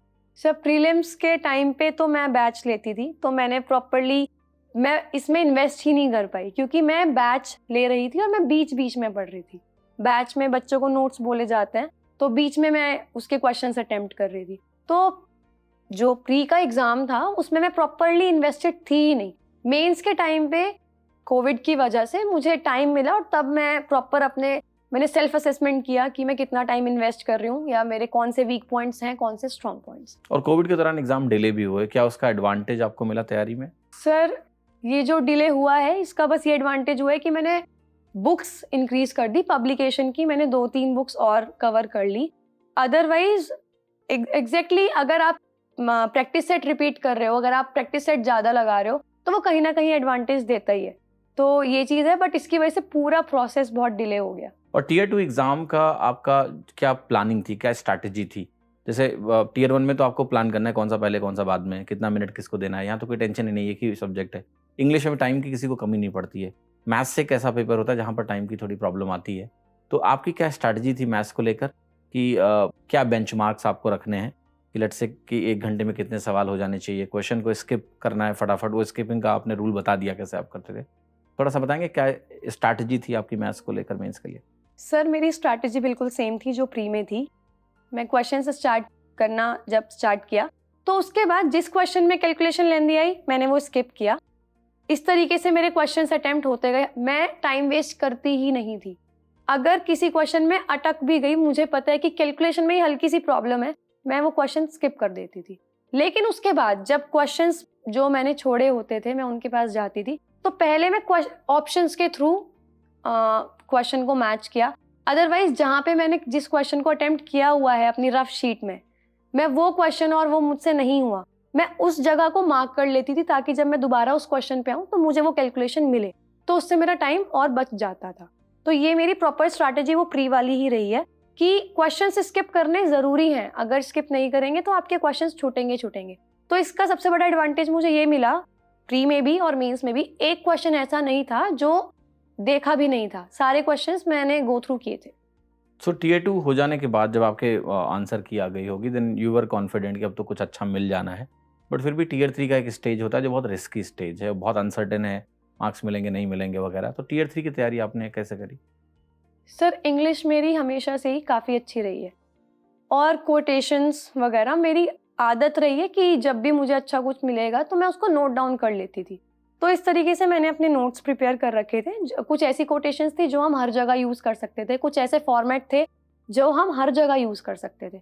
तो मैंने वो करना स्टार्ट किया। इसके लिए मैंने यूट्यूब की वीडियो देखी थी एंड मैंने एक वीडियो देखी थी जिसमें आरटीआई से कॉपी उन्होंने खुलवाई थी। तो उसमें एक चीज़ थी, मैंने कुछ पॉइंट्स समझे, जो भी टॉपिक आते हैं उसको करंट से आप कनेक्ट करो, उसके थोड़ा वेटेज मिलता है। इसके अलावा राइटिंग अच्छी लिखनी चाहिए। बट हाँ, जैसे उसमें ये था कि आपको लिख के प्रैक्टिस करनी चाहिए और मुझे लिखने में, क्योंकि मैं पढ़ाने की वजह से मुझे वो चीज़ मेरे फ्लो में थी, तो मैंने लिख के प्रैक्टिस नहीं की। मैंने रफ आइडियाज़ बनाने स्टार्ट किए, रैंडमली टॉपिक्स लेकर रफ आइडियाज़ बनाने स्टार्ट किए।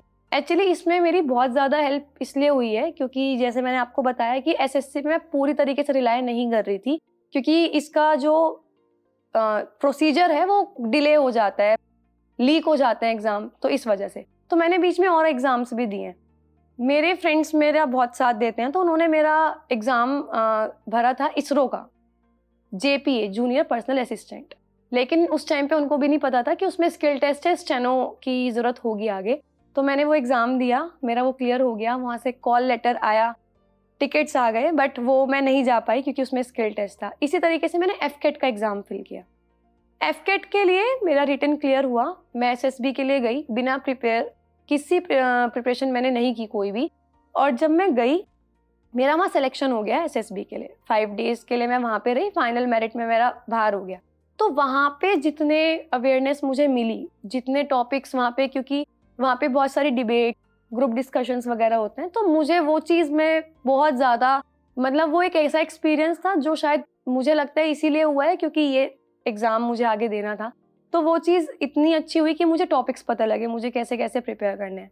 तो सर एसएसबी से आने के बाद मैं बुक्स लेकर आई, एसएसबी की अलग और टियर 3 के लिए अलग, जिसके अंदर टॉपिक्स थे। तो मैं रफ आइडिया प्रिपेयर करती थी कि अगर ये टॉपिक आया तो मुझे क्या क्या चीज़ें इंक्लूड करनी है, इंट्रोडक्शन, उसके बारे में डिटेल और एक कंक्लूजन। तो इस तरीके से जब मैंने रफ आइडिया प्रिपेयर किया, इसके अलावा मैंने अपने नोट से हेल्प ली, कोटेशंस वगैरह डाल के, तो इस तरीके से मेरे जो एसेज वगैरह जो मैं लिखने लगी वो काफ़ी इम्प्रेसिव होने लगे। ऐसे आपने किसी से चेक कराया या खुद ही आपने बोल दिया कि इम्प्रेसिव है? सर बुक्स में लाई थी और उसके बाद जब मैंने टॉपिक पढ़ के सबसे पहले मैंने अपना लिखा, और उसके बाद जब मैंने उधर से पढ़ के थोड़ा सा मैच करने की कोशिश करी तो मुझे लगा कि थोड़ा अच्छा होगा because you scored good marks also. कितने नंबर थे आपके? 75। मतलब आपने बहुत अच्छा लिखा, तभी आपको 75 मिले होंगे। That's great. एक चीज़ मुझे ये जाननी है कि एस्से में जो एक होता है ना, एक कंटेंट होता है भाई, आपको पता होना चाहिए टॉपिक के बारे में, तब आप कुछ लिखोगे। आपके समय जो टॉपिक आया था it was little different, maximum लोग नहीं समझ पाए कि टॉपिक है importance of environmental impact assessment. तो आपको टॉपिक समझ में आया था ठीक से क्या है, और उसके बारे में पता था आपको कि क्या होता है ये चीज़?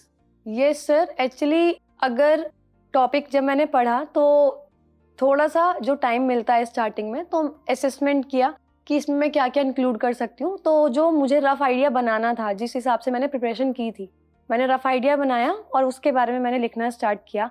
और मैंने इस चीज़ के अंदर करंट टॉपिक्स भी, जो करंट उस टाइम पे चल रहा था, PPE किट्स वगैरह चल रही थी, थोड़ा सा उनके बारे में भी किसी भी तरीके से मैंने इन्वॉल्व करने की कोशिश की, कोटेशंस वगैरह लिखी। तो टॉपिक को समझना एक बहुत ज़्यादा इम्पोर्टेंट चीज़ है। अगर हम लोग जल्दबाजी में टॉपिक के नहीं, हम क्योंकि कंफ्यूजिंग टॉपिक था बहुत ज़्यादा, तो अगर हम, बहुत सारे बच्चों ने, मैंने सुना है पॉल्यूशन के बारे में भी लिखा है, तो वो चीज़ ऐसी है कि टॉपिक को समझना बहुत ज़रूरी है। तो आपको इन्वायरमेंटल इम्पैक्ट असेसमेंट के बारे में एग्जैक्टली पता था? आपने टर्म पहले सुना था? नहीं सर, मैंने सुना नहीं था, बस टर्म्स को तोड़ के जो मुझे उस टाइम पे समझ में आया, मैंने उसके बारे में करना मतलब आपने फिर भी थोड़ा सा टाइम दिया कि क्या लिख सकते हैं, आपने पॉल्यूशन नहीं लिखा हाँ एटलीस्ट, है ना? कई लोगों ने पॉल्यूशन के बारे में लिख दिया इन्वायरमेंट समझ के। नहीं ठीक है। टियर 3 की तैयारी में और उसके बाद थोड़ा सा एक ये भी लोगों को समझ में आने लगा कि आप कितना भी तैयारी करके जाओगे, वहाँ कुछ भी वो रैंडम थ्रो कर सकते हैं और शायद आपको पता ना हो, बट अगर आपकी राइटिंग स्किल अच्छी है, मार्क्स उन्होंने उनको भी दिए हैं जिन्होंने पॉल्यूशन के बारे में लिखा है, वो भी 70 खींच ले गए हैं लोग। तो थोड़ा सा रिस्की है टियर 3, मुझे लगता है। You can not rely what will happen, but still आपकी राइटिंग स्किल अगर अच्छी है तो मुझे लगता है कि स्कोर्स अच्छे हो जाते हैं। सर, ये पूरा लक पे बेस्ड है। इनफैक्ट क्योंकि मैं कनेक्टेड नहीं थी, मैं बिल्कुल भी ऑनलाइन तो मैं जाती ही नहीं थी, तो मुझे ये नहीं पता था ये लक बेस्ड है। तो अगर इनफैक्ट मुझे लगता है कि अगर मुझे पता होता कि ये प्रॉपर लक बेस्ड है, मैं कुछ भी अगर लिख कर आ रही हूँ तो वो नंबर मिल भी सकते हैं और नहीं भी, तो मुझे लगता है शायद मेरा थोड़ा सा कॉन्फिडेंस फ्लक्चुएट करता, या मैं अंडर परफॉर्म करके आती। लेकिन उस टाइम पे मुझे ये था कि नहीं, राइटिंग पे इनफैक्ट एग्जाम देने के बाद मुझे पता लगा था कि ये प्रॉपर लक बेस्ड होता है तब, क्योंकि मैं जब थोड़ा बहुत समझ में आने लगा, क्योंकि उसके बाद केस हो गया और तब मैं थोड़ा सा कनेक्ट हुई, तो उसके बाद मुझे चीज़ों के बारे में पता लगने। एक क्वेश्चन मेरा और भी है कि यूजुअली SSC CGL चूंकि बहुत लंबा एग्जाम है, आपने बोला कि बीच बीच में आपने दूसरे एग्जाम्स भी दिए, फाइनल स्टेज क्लियर नहीं हुआ आपका। अक्सर लड़कियों के बारे में देखा गया कि वो बैंक की तैयारी करती हैं, बिकॉज समय उसमें कम लगता है, 1 साल में आपका फाइनल हो जाता है कि आपका जॉब लग गया है, पोस्टिंग हो जाती है जल्दी। आपने बैंकिंग के एग्जाम्स क्यों नहीं दिए? सर, जब मुझे एग्जाम्स के बारे में पता लगा था तो मेरी सीनियर ने जो मुझे सजेस्ट किया था, उन्होंने मुझे सजेस्ट किया था SSC CGL। उसके बाद जब मैंने CGL के बारे में थोड़ा बहुत पता किया, बुक्स के थ्रू सिलेबस वगैरह देखा, तो मुझे काफ़ी इंटरेस्टिंग लगा और मैंने प्रिपरेशन स्टार्ट कर दी थी। तो जब मुझे बैंकिंग का पता लगा तो उसमें थोड़ा सा पैटर्न पेपर को सॉल्व करने का डिफरेंट होता है, तो इसलिए मुझे SSC में ही ज़्यादा इंटरेस्ट रहा। तो इस वजह से इनफैक्ट मुझे, जब मैंने प्रिपरेशन स्टार्ट की तब तक मुझे ये भी नहीं पता था कि ये इतनी टाइम कंज्यूमिंग प्रोसेस है या इतना ज़्यादा टाइम लग जाता है। वो तो जब मैं तैयारी कर रही थी तब मुझको पता लगा कि नहीं, बहुत टाइम कंज्यूमिंग है, ये नेचुरली टाइम कंज्यूमिंग है और अगर बीच में कुछ हो जाए तो और ज़्यादा लंबा टाइम खिंचता है। तो इसलिए तब मैंने दूसरे एग्जाम्स देने स्टार्ट किए। एक और क्वेश्चन है मेरा कि जैसे जब घर पे लड़के तैयारी करते हैं तो उनके साथ ट्रीटमेंट डिफरेंट होता है ना? उन्हें खाना नहीं बनाना है, उन्हें कपड़े नहीं धुलने हैं, कुछ नहीं करना है। लड़कियां जब घर से तैयारी कर रही हैं, they have more challenges, right? उन्हें घर में भी हाथ बटाना है। ये कितना बड़ा फैक्टर था, क्योंकि आपने घर पे रह के तैयारी करी है, थोड़ा सा इसके बारे में बताइए। सर, ये इस मामले में मैं बहुत ज़्यादा लकी रही हूँ। एक तो स्टार्टिंग से ही जब मैं खुद पढ़ रही थी तब से बैच की वजह से मुझे कभी टाइम नहीं मिला, और दूसरा मेरे जो ग्रैंडफादर हैं, आई थिंक उनका मेरे ऊपर ब्लाइंड फेथ है।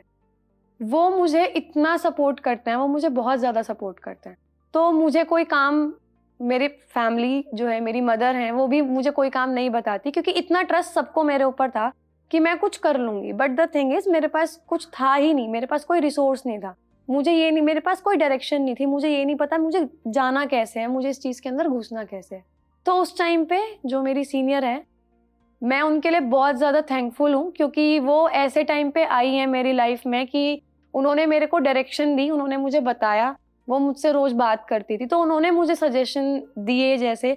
और उसके बाद मेरी फैमिली ने प्रॉपर सपोर्ट किया। इनफैक्ट जितने मैंने एग्ज़ाम्स दिए हैं मेरे, वो सारे क्लियर हुए हैं, सारे। लेकिन कुछ ना कुछ रह रहा था, चाहे मैं लास्ट स्टेज में नहीं जा रही थी क्योंकि कोई स्किल टेस्ट था, या मेडिकल आउट हो रही थी, मतलब कुछ ना कुछ रह रहा था। लेकिन उसके बावजूद भी मेरी फैमिली ने कभी ये चीज़ नहीं बोली कि 2017 से तुम एग्ज़ाम दे रहे हो या क्यों नहीं हुआ। उनका ये सपोर्ट परमानेंटली मेरे साथ था कि कोई बात नहीं, अगर ये चीज़ नहीं हुई तो कोई दिक्कत नहीं है, आगे हो जाएगा। तो ये बहुत बड़ा सपोर्ट रहता है, और इससे प्रेशर बिल्डअप कभी नहीं हुआ, क्योंकि उनको भी दिख रहा है कि मैं मेहनत कर रही हूँ। तो ये चीज़ बहुत ज़्यादा पॉजिटिव माइंडसेट जो रहा है वो इसी वजह से रहा है। एक और क्वेश्चन है मेरा कि जब आप प्रिपरेशन कर रहे हो, फेज लंबा है, दिमाग में डाउट्स क्रिएट हो रहे हैं कि होगा या नहीं होगा, फैमिली सपोर्टिव है, everything is fine, but still हर बात हम फैमिली को नहीं बोल सकते हैं, ठीक है। कई बार हमें लगता है हम उनको बताएंगे तो वो टेंशन में आ जाएंगे। तो यहाँ पर एक फ्रेंड सर्कल का रोल बढ़ जाता है, उनका सपोर्ट सिस्टम बहुत अच्छा होता है कि उनको हम सब कुछ बता सकते हैं विदाउट गेटिंग फीलिंग कि वो हमें जज करेंगे या गलत बोलेंगे या सही बोलेंगे। इसके बारे में कुछ बताएंगे? आपका कोई फ्रेंड सर्कल था तैयारी के दौरान और कैसे उसका फ़ायदा आपने उठाया? सर मैं स्टार्टिंग से एम्बीवर्ट रही हूँ। मेरा फ्रेंड सर्कल 13 इयर्स से बिल्कुल फिक्स है, मेरा कभी बढ़ा ही नहीं। और वो जो फ्रेंड्स हैं शायद उन्हीं की वजह से मैं जितना क्रेडिट अपनी फैमिली को दूंगी, मुझे लगता है उतना क्रेडिट मैं उनको दूंगी, क्योंकि मेरे फॉर्म्स भरने वाले मेरे फ्रेंड्स थे, मेरे पास कोई सोर्स नहीं था। मैं बहुत प्राउडली बोल सकती हूँ कि फ्रेंड्स होने ज़रूरी हैं, बहुत ज़रूरी हैं, क्योंकि वो आपके लिए मेडिसिन का काम करते हैं। तो सर फ्रेंड्स मेरे स्ट्रेस रिलीवर रहे हैं, मैं उनसे कुछ भी शेयर कर सकती थी। इनफैक्ट जैसे मैंने आपको बताया मेरे फॉर्म्स भी वही फिल करते थे। मेरा भाई बाहर पढ़ाई कर रहा था तो मुझे तो लेकर भी वो लोग जाते थे। बट एक मिनट मैं आपको रुकूंगा, आपके दोस्त आपका फॉर्म भर देते, मेरे दोस्तों को बोल दो तो बोले मत भर, वो नहीं भरेंगे कभी फॉर्म मेरा उठा के। सर दोस्त अच्छे हैं बट काम नहीं करते मेरे लिए कभी। सर लड़कियों का थोड़ा अलग होता है। इनफैक्ट मेरे गर्लफ्रेंड्स भी हैं और बॉयज़ फ्रेंड भी हैं, और वो बहुत सपोर्टिव हैं, बहुत। एक तो उन्होंने मुझे देखा है स्टार्टिंग से कि मैं कैसी थी और अब मैं कैसी हूँ। उन्होंने मेरी लाइफ की जर्नी देखी है अभी तक की कि क्या क्या फेस किया है, किस किस तरीके से फेस किया है। इनफैक्ट कई बार ऐसा भी हुआ है, और मेरी फैमिली को ये बात नहीं पता है, कि मेरे बैच के बाद बैच हैं, या मेरी कोई फ्रेंड मेरी कोई गुड फ्रेंड अगर घर पर आ गई और मैं नहीं खाना मैंने नहीं खाया, तो वो लंच पैक करके लाते थे और बाहर के बाहर खिला के, कि उनको पता है कि रात को 7 बजे फ्री होगी, ये नहीं खाएगी। तो मेरे पास जो सपोर्ट सिस्टम रहा है ना, वो मेरे फ्रेंड्स का सपोर्ट सिस्टम रहा है हमेशा से। और सर जैसे आपको पता है कि CGL 19 पे केस लग गया था, और ये 2021 की बात है जिस टाइम पे मुझे पता लगा कि इस पे केस लग गया था, क्योंकि मैं सोशली एक्टिव नहीं हूँ। तो उसके बाद मैं सारी जितनी भी मेरी होप्स थी वो मैं गिव अप कर चुकी थी, क्योंकि मैं कई एग्ज़ाम दे चुकी थी, हर किसी में कुछ ना कुछ रह रहा था। तो मुझे थोड़ा एंजाइटी और डिप्रेशन के सिम्टम्स मेरे अंदर मेरे फ्रेंड्स ने नोटिस करने स्टार्ट किए। उन्होंने सजेशन भी इनफैक्ट दिया कि मुझे डॉक्टर से कंसल्ट करना चाहिए, बट मुझे लग रहा था कि मैं शायद जस्ट अपसेट हूँ, मुझे इतना ज़्यादा कुछ प्रॉब्लम नहीं है। बट आगे फिर कुछ चीज़ें ऐसी हुई, अटैक्स, थोड़े पैनिक अटैक्स होने लगे जैसे। तो उसके बाद मैं डॉक्टर के पास गई, उन्होंने मुझे डायग्नोज किया। तो अगर मैं मेडिकेशन पे रही हूँ, और मैं मेरा जून में डायग्नोज हुआ था, और मैं सितंबर तक मेडिकेशन पे रही हूँ, और मुझे लगता है बहुत ज़्यादा तेज़ रिकवरी हुई है मेरी। तो अगर ये भी हुआ है तो वो शायद इसी वजह से, क्योंकि मेरे पास फ्रेंड्स थे। सर ये चीज़ होनी लाइफ में हमारे बहुत ज़रूरी होती है, क्योंकि फ्रेंड्स वो हैं जिनसे आप बिना किसी डर के, बिना किसी जजमेंट के डर के आप कुछ भी शेयर कर सकते हो। आई एग्री कि कोई ना कोई होना चाहिए जिससे आप अपनी सारी भड़ास निकाल सकें और बोल सकें। और जिनके पास ये नहीं होता है वो लाइक्लीहुड ज़्यादा है उनके वो परेशान रहने की, एंग्जाइटी ज़्यादा रहती है। आप किसी से बात कर लो तो मोर और लेस चीज़ें क्लियर हो जाती हैं। वो कुछ बता देते हैं कि यहाँ तुम गलत हो, यहाँ तुम सही हो, वगैरह वगैरह, ठीक है। एक सवाल मेरा है कि आपकी हॉबीज़ क्या हैं? मतलब तैयारी के दौरान अक्सर हम अपनी हॉबीज़ को सेक्रीफाइस करते हैं, but still I just want to know कि आपकी हॉबीज़ क्या हैं और क्या आप उसको परस्यू कर रहे थे प्रिपरेशन के दौरान? सर परस्यू तो मैं नहीं कर पा रही थी, क्योंकि मेरे पास करने के लिए बहुत कुछ था। मुझे मार्केट से सामान लाना होता था, शॉप का प्रिपरेशन करनी थी, बैच लेने थे। लेकिन फिर भी मैं थोड़ा सा सोचती थी कि मुझे कुछ अपना एक मी टाइम मुझे चाहिए होता था। तो उस टाइम के लिए मुझे म्यूज़िक सुनना बहुत ज़्यादा पसंद है, मैं सॉन्ग्स सुनती थी। और डांसिंग, मुझे डांसिंग का बहुत ज़्यादा शौक था बचपन से ही। मैं स्कूल में भी काफ़ी बार बहुत सारी जगह पे कॉम्पिटिशन्स में गई हूँ। तो मैं कोशिश करती थी कि जब भी मुझे टाइम मिले मैं थोड़ा सा इन चीज़ों से कनेक्ट कर सकूँ, ताकि इस पूरी प्रोसेस में जब मैं खुद को नहीं खोऊं। क्योंकि जब मेरे को एंजाइटी डायग्नोज हुई थी तो उसके बाद भी मुझे लगने लगा था कि शायद ये इस वजह से भी हुआ है, क्योंकि मैं बहुत ज़्यादा इन्वॉल्व हो गई थी कि मुझे क्या क्या मेरी रिस्पॉन्सिबिलिटीज़ और क्या क्या मुझे करना है, मैं खुद को भूल रही थी। तो उस चीज़ को याद रखने के लिए मैं थोड़ा सा, मुझे ये चाहिए था कि मैं अपने लिए थोड़ा सोचूं। मैंने सोचना स्टार्ट किया, मैं थोड़ी सी एक्टिविटीज़ में, डांसिंग, म्यूज़िक में थोड़ा ज़्यादा इन्वॉल्व होने लगी। एक चीज़ अभी पूछना चाहता हूँ मैं कि अभी आपका एंग्जाइटी और जो भी माइल्ड डिप्रेशन आपको था, अभी सब ठीक है सिलेक्शन के बाद? Yes sir. राइट, तो मेनली अगर हाथ में कोई कहते हैं ना जॉब आ जाती है तो एक कॉन्फिडेंस भी बिल्ड होता है ना कि now I have achieved something. Sir जिस दिन ये डायग्नोज हुआ था उस दिन टीयर 2 का रिजल्ट आया था, तो वहीं से जहाँ से डायग्नोज हुआ वहीं से कुछ ना कुछ पॉजिटिव ये हो रहा था बहुत पहले से, लेकिन मैं डॉक्टर के पास बहुत लेट गई हूँ। आई थिंक कोविड का पीरियड भी एक ऐसा था, मुझे लगता है कि वहाँ पर बहुत सारे लोग माइल्ड डिप्रेशन में गए हैं, बिकॉज आप बाहर नहीं निकल रहे हो, आप लोगों से मिल नहीं रहे हो, ऊपर से सारी तरफ त्राहिमाम दिख रहा है आपको, है ना, कि ये हो रहा है वैसा। तो everyone went into some kind of depression, mild depression, और उसके बाद आई थिंक जहाँ पर कुछ पॉजिटिव सुनाई देना शुरू हुआ तो रिकवरी भी लोगों की हुई। यस सर, बट मुझे ऐसा लगता है मेरा प्रॉपरली था कि मुझे एक स्टेबिलिटी चाहिए थी। मुझे चाहिए था कि मेरे पास कुछ हो, क्योंकि मैं मेहनत कर रही थी। तो मुझे उस वजह से मेरा मेन रीजन मुझे वही लगा कि शायद इस वजह से हो। तो उसके बाद जिस दिन डायग्नोज हुआ उस दिन टीयर 2 का रिजल्ट आया, उसके बाद टीयर 3 का रिजल्ट थोड़े टाइम में ही आ गया। तो उसके बाद चीज़ें अपने आप एक पॉजिटिव डायरेक्शन में जाने लगी। प्लस जैसे मैंने आपको बताया कि मेरे फ्रेंड्स ने मेरा बहुत ज़्यादा साथ दिया है, वो they used to come at any time, तो वो मुझे ले जाते थे कि ओके लेट्स ईट आइसक्रीम। तो इस तरीके से थोड़ा सा माइंड डिस्ट्रैक्ट होना स्टार्ट हुआ, चीज़ें थोड़ी चेंज होनी शुरू हुई, तो वो अपने आप रिकवरी फेज में चला गया। ओके, आई थिंक सबसे ज़्यादा वंडर किया है आइसक्रीम ने। ठीक है, दैट्स ग्रेट। एक चीज़ अब मुझे जानना है आपसे कि जो सिलेक्शन होता है, जब रिजल्ट आता है तो उसके बाद एक एक्साइटमेंट होता है, ठीक है, कुछ लोगों को थोड़ा सा डिसअपॉइंटमेंट भी होता है, ठीक है। तो कैसा था रिजल्ट आने के बाद reaction friends, family and relatives का? सर वो बहुत ज़्यादा खुश थे, रिलेटिव्स भी खुश थे? इमोशनल। हाँ जी। ठीक, चलिए सर कैमरे एक्चुअली पे आप नहीं बोलोगे, ठीक है। नहीं, वो सभी खुश थे and they all were like हमको पता था इसका कुछ हो जाएगा। टाइम कंज्यूमिंग प्रोसेस था कि हाँ अभी जॉइनिंग में, कि कुछ ने बोला कि अभी तो जॉइनिंग में 1-2 साल लग जाते हैं, ये थोड़ा। लेकिन उसके बाद at the end of the day जब मेरे पास एक पोस्ट थी तो वो मेरे लिए बहुत ज़्यादा एक, मैं जैसे आपको बता रही हूँ कि मुझे एक स्टेबिलिटी की नीड थी, मुझे एक डेजिग्नेशन की नीड थी, तो मुझे वो मिल गई थी, तो मैं बहुत ज़्यादा सेटिस्फाइड थी।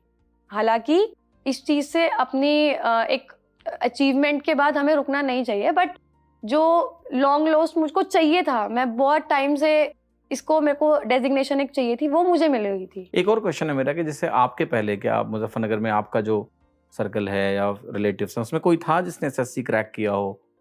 No sir. नहीं, तो आप कहीं ना कहीं बाकी लड़कियों के लिए भी एक रोल मॉडल हुआ ना, they will come to you and ask ये कैसे होता है। ये बड़ा फर्क होता है कि जब कहते ना कोई एक निकलता है तो उसके पीछे 10 और तैयार होते हैं जो कम से कम उस एग्जाम की तैयारी करते हैं। तो ये एक अच्छा मैसेज है लड़कियों के लिए। आज की डेट में रिसोर्स की प्रॉब्लम नहीं है, एक्सेस की प्रॉब्लम नहीं है, घर रह के आप पढ़ सकते हो। इंटेंशन की प्रॉब्लम है, मोटिवेशन चाहिए लोगों को कि हम भी कर सकते हैं। सर मुझे ये लगता है कि अगर आपको कुछ करना है ना, आप वो करोगे। अगर आपको वो नहीं करना, आप 100 एक्सक्यूज बना सकते हो। मेरे पास रिसोर्सेज उस टाइम पे थे बट मैं अवेयर नहीं थी, लेकिन मुझे वो चीज़ करनी थी। मुझे ऐसा लगता है कि अगर एक फर्म डिटर्मिनेशन हो हमारे पास, हमें एक्सक्यूज देने की जरूरत ही नहीं पड़ेगी। हम अपने आप, सर कहते हैं where there is a will there is a way. तो अगर मुझे कोई चीज़ चाहिए, मेरे पास एक कुछ मेरे आगे प्रॉब्लम आ गई, तो मैं प्रॉब्लम पे फोकस नहीं करूंगी, मैं उसका सॉल्यूशन निकालने की कोशिश करूंगी। तो अगर कोई चीज़ एक तरीके से नहीं हो पा रही तो वो मैं दूसरे तरीके से करूंगी। राइट। एक सवाल और भी है जो कि शायद इस इंटरव्यू का आखिरी सवाल ही है, कि बहुत सारे एस्पिरेंट हैं इस लंबी तैयारी में हताश हो जाते हैं, निराश हो जाते हैं कि होगा नहीं होगा। कई सारे गांव के परिवेश से हैं, उनके पास एक्सेस नहीं है। आपकी स्टोरी मुझे एक अच्छी चीज़ लगी है कि पूरी ऑफलाइन तैयारी है, एक तरह से ऑनलाइन रिसोर्स आप यूज़ नहीं कर रहे हो। तो जिन लोगों को अभी भी इंटरनेट के इश्यूज़ हैं, गाँव में इंटरनेट इतना अच्छा नहीं आता है, वो लोग भी अपने आप को कहते हैं ना सोच सकते हैं कि हाँ हम भी अलग तरीके से पहुँच सकते हैं लक्ष्य तक। बहुत अच्छी बात है। क्या मैसेज है आपका एसएससी सीजीएल के फ्यूचर एस्पिरेंट्स के लिए जो सपना देख रहे हैं कि एक अच्छी सी नौकरी क्रैक करेंगे आपकी तरह? उनको ज़रूर मैसेज दीजिए। सर मुझे लगता है कि अगर आपको एक गवर्नमेंट जॉब चाहिए, आपको एसएससी सीजीएल आपको क्रैक करना है, आप फर्म डिटरमाइंड हो, तो आपको उसके लिए जाना चाहिए। अगर एक अटेम्प्ट नहीं हो रहा, आपको सेकंड अटेम्प्ट करना चाहिए। आपको कहीं पर भी गिव अप नहीं करना है, क्योंकि जिस पॉइंट पे आप गिव अप करोगे, ऐसा हो सकता है उसके बाद आपको सिर्फ एक पुश की नीड हो और आप अगला एग्जाम क्लियर कर लो। तो हम नॉर्मली गिव अप भी वहीं करते हैं जहाँ पे हमारे आगे चांसेस रहते हैं कि हम वो क्लियर कर लेंगे। तो जब भी आप गिव अप करने के लिए सोचो, आप हमेशा ये सोचना कि गिव अप करने के बाद अगर आपको रिग्रेट होगा, आपको जीरो से स्टार्ट करना पड़ेगा। बट अगर आप गिव अप नहीं करोगे तो 80 के बाद आपको सिर्फ 20% आगे और प्रिपरेशन करनी है। तो देखिए, मैं इस बात से एग्री करता हूँ कि जो एसएससी सीजीएल का एग्ज़ाम है, ये एक टाइम टेकिंग प्रोसेस है। तो जब आप एसएससी सीजीएल को टारगेट बना रहे हैं अपना कि ये एग्ज़ाम मुझे क्रैक करना है, तो पहले आप मेंटली प्रिपेयर्ड रहिए कि इस एग्ज़ाम में आपको 3 साल लगने वाले हैं, ठीक है? और एक बार जब आप डिसाइड कर लो कि हाँ, मुझे एसएससी सीजीएल निकालना है, और ये इसका रीज़न भी है। आज की डेट में एसएससी सीजीएल के थ्रू जो नौकरियाँ आपको मिल रही हैं, अगर आप देखोगे, यूपीएससी और स्टेट पीएससी के बाद सबसे अच्छी जो जॉब्स आपको मिल रही हैं, वो एसएससी में मिल रही हैं। फ्लेक्सिबिलिटी भी है कि आपको दिल्ली में रहना है, 5 डेज़ ए वीक आपका काम है, आपको फील्ड जॉब चाहिए, और प्रमोशन होते-होते भी आप सेक्रेटरी लेवल तक पहुँचते हैं अगर आप मिनिस्ट्रीज़ में जाते हो तो। अगर आप इनकम टैक्स इंस्पेक्टर लेते हो तो आप आईआरएस लेवल तक पहुँचते हो। तो इस तरह से जो प्रोफ़ाइल है वो बहुत अच्छी है। इसमें अगर टाइम लगता है तो आप दो। कहा जाता है कि take a decision and make it right. तो अगर एक बार आपने डिसाइड कर लिया है कि आपको एग्ज़ाम निकालना है, तो फिर बीच-बीच में आप बार-बार डायरेक्शन चेंज मत करिए। अगर आप बार-बार डायरेक्शन चेंज करोगे तो आप सर्कल में घूमते रहोगे, पहुँचोगे कहीं नहीं। मेंटली प्रिपेयर्ड हो जाइए और इस एग्ज़ाम की बहुत अच्छे से तैयारी करिए। सो राधिका का इंटरव्यू जो था वो बहुत मुझे मज़ा आया क्वेश्चंस पूछने में, क्योंकि इनकी प्रोफाइल थोड़ी यूनिक थी। पहली बार कोई टॉपर हमारे पास हैं जिन्होंने ऑनलाइन कुछ यूज़ ही नहीं किया रिसोर्सेज़ का, या ऑनलाइन टीचर्स के बारे में नहीं जानते हैं, इससे मुझे बहुत बुरा लगा। इन्हें हमारे बारे में कुछ नहीं पता, बाकी टीचर्स के बारे में कुछ नहीं पता। तो थोड़ा सांत्वना भी है कि किसी को नहीं जानती थी, तो ठीक है। तो ऐसा नहीं कि अकेले मैं ही था। सो यूनिक प्रिपरेशन स्ट्रैटेजी रही है। कोई मॉक टेस्ट इन्होंने ऑनलाइन नहीं दिया, सारा ऑफलाइन दिया, बट बहुत सिंसियरली अपनी तैयारी करी। एक तरह से प्रिपरेशन कम्युनिटी से डिस्कनेक्टेड रहीं, टेलीग्राम चैनल नहीं, टेलीग्राम ग्रुप नहीं। इसके बावजूद इन्होंने अपनी रैंक निकाल ली। कहते हैं ना, एग्ज़ाम निकालने के लिए आपको एक सीट चाहिए, जो तरीका आपके लिए काम कर जाए वो बेस्ट तरीका है। तो बहुत सारे एस्पिरेंट हैं जो गाँव के हैं, वो इनकी स्टोरी से रिलेट कर पाएँगे, और मुझे बहुत मज़ा आया। एक डिफरेंट प्रोफाइल थी, एक यूनिक स्टोरी थी, और आपने बहुत कुछ सीखा होगा, मुझे पूरी उम्मीद है। तो राधिका, आपका बहुत-बहुत धन्यवाद शो में आने के लिए, और मुझे पूरी उम्मीद है कि आरडब्ल्यूटी के जो लाखों फॉलोअर्स हैं वो आपकी स्टोरी से बहुत इंस्पायर होंगे, और आगे चल के वो भी जैसे आप एक ऑफिसर बनी हैं, वो भी एक ना दिन ऑफिसर ज़रूर बनेंगे।